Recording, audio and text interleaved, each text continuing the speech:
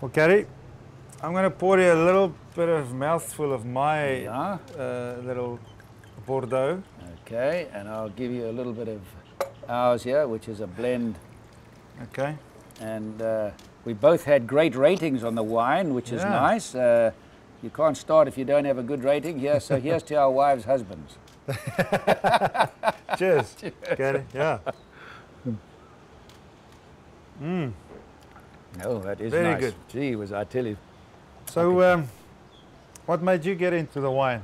We did say that we wanted to do something with major championships, so we'd have like 30,000 bottles for each major championship, and that'll be it. We won't go on in perpetuity. Well, you got quite a few major championships, so there's a lot of wine you got to produce. Huh? But it's been fun. I really, you know, I'm not a connoisseur at all, but it's been great fun. And yourself? My wife, Liesel, yes, she grew up in Stellenbosch, yeah. And you know, as we all know, Stellenbosch is the one of the wine regions of South Africa. Through Liesel, I met a friend of mine, a dear friend of mine, Jean Engelbrecht. Yeah. And his family was in the wine business, and spent a lot of time with Jean in the early 90s, and got a bit of a taste for the red wine. Yeah. And then in '99, we decided, you know what, let's see where it goes. Put our name on it. I liked a certain type of wine. I like the Bordeaux blend wine. So we went with that. It's got 5 different varietals in there, and it's nice. You know, it's also good for the South African market. Absolutely, absolutely. And as you say, you know, Wine Spectator gave both of our wines very good ratings. Yeah, absolutely. So it helps the business down there, and it helps our brand, I guess. Ernie, how did you actually get started into golf? Well, you know, South Africa, we grow up in a great environment. The weather's unbelievable. Yeah. Played a lot of sport at school, like all of us, I guess. Yeah. And for some reason, I loved golf. You know, I obviously watched you. You had a big influence on my career, I must tell you. It's nice of you to say that. I remember watching you winning a lot of tournaments. On television. We only got television in 1976. That's right. So I remember very clearly when you won the '78 Masters with that beautiful putt down the hill. About the same putt that Mickelson beat me. Gee. But anyway, my father, my grandfather really taught me the etiquette of the game, the rules. He was very tough on us about that. And then, you know, played golf from a very early age. And then, as I say, had a hero like you to look up to. That's very kind, and you certainly have carried on the mantle, and everybody loves you and respects you in golf, which makes me feel very proud. I love the story about your grandmother, though. Yes. So you've got to tell them that, because our viewers would love to hear that. Yeah, my grandmother, I mean, I just turned pro. I mean, after school, went to the Air Force for 2 years, and then I thought, you know what, this is a good time for me to turn pro. So, turned pro, and she's, you know, through my amateur days and junior days, there was a bit written about me in the newspapers and so forth.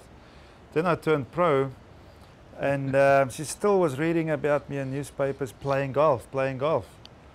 So she eventually said to my dad, she said, listen, this is all very nice. I'm reading a lot about Ernie, I'm seeing a lot of him on television, but when is he going to get a real job? You know? She didn't realize I could make money out of this sport. So that's right. And a lot of people today don't realize, they say, can you imagine just playing golf every day? They don't realize what a sacrifice it is. If I think of my life, 56 years as a pro, living in an average of 2.5 motels a week, being away from your loved ones, being away from your country and your friends and your routine that you have as a normal person. What you did in those days, especially in the apartheid era, people forget quickly, but in those days, the 60s, 70s and 80s was a very, very difficult time in South Africa, and then for yourself to play international golf. I mean, we were banned in Europe. Half of Europe wouldn't let South Africans in, so I mean, you know I remember, Ernie, it was an amazing thing in Australia, never mind what happened in other parts. They were charging me on the greens every time I went up to putt, and they stood on the tee screaming at me and screaming as I hit off. And they had a police van actually going down the middle of every fairway, and as these guys charged me, these policemen grabbed him and put him in the police van. A police van going down the golf course, every hole. It was a very tough time, and also tough for our sportsmen. But that's part of life, I suppose. Everybody's got a cross to bear somewhere or other. But it's been wonderful to see you and Retief and Trevor and there are a host of other South Africans coming along now. Yeah. A lot of them, and to see how well, as a small country really, Yeah. how well we've done in golf. I think it's fantastic.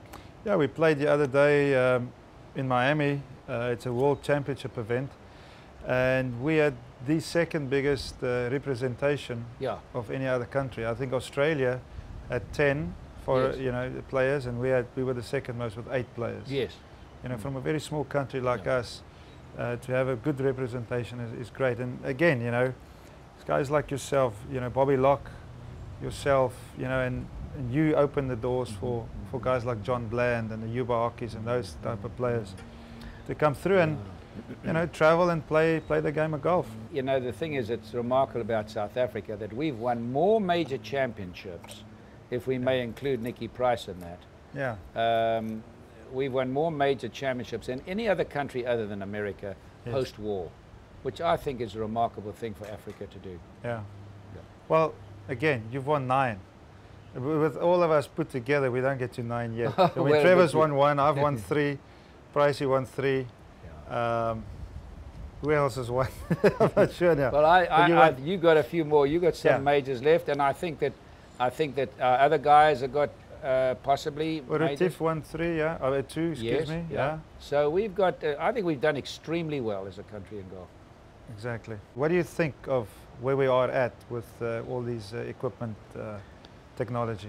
I think technology is a very good thing, Ernie, because if you want to market the clubs and promote golf, we've got to give the average golfer a lot of interesting stuff to try. I vividly remember playing at Augusta one year, and I hit my second shot to the 15th hole, and the ball dropped. So I finished second to Nicholas. The ball dropped out of the sky, and I went to Dunlop's, and I said, really? I said, the ball's dropping out of the sky. They said, impossible. So I said, I'm coming to Buffalo, and I tested, and they camouflaged 36 of the top ball and 36 of the Dunlop. And I said, camouflage them. And I told them 71 of the 72, and Dunlop's changed the mold.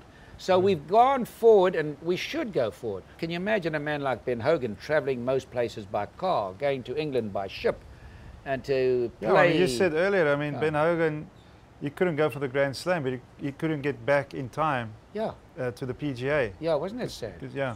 That was he really won sad. those 3 majors, and then he couldn't go for the 4th one. Yeah. But I want you to tell me the story about when you had some kind of a device to check if your golf ball was still round or not. Yeah, every day. I mean, that's unbelievable. Yeah, I mean, I play, when I make a birdie with a golf ball, I give it away. Yes. I mean, you guys were playing with a golf ball. We hung on to that ball. Till it was out of shape. Honestly, we really did. When we found one, in fact, when I went on to the first tee at St Andrews, the first year in 1955, the Dunlop man came out and said, here's your ball for the week. And now I go to my locker and there are 3 dozen Callaways in the locker there, and I can't even use them all. That's but Ernie, we had a ring, and that ring you carried with you. You never forgot your ring. It was like your driver's license. And it was in my pocket, and every day, before we teed off, we put the ball in the rings. The ones that wouldn't go through the ring, we'd put in our shag bag, and then we'd get the ones that went through the ring. And I can just imagine if a man like Ben Hogan, and I always come back to Hogan because I never saw anything so beautiful and so perfect and such great shot making. Yeah. And because he dedicated his life to golf every day, all day, his whole life. They say the sound of his iron shots were just incredible. It was really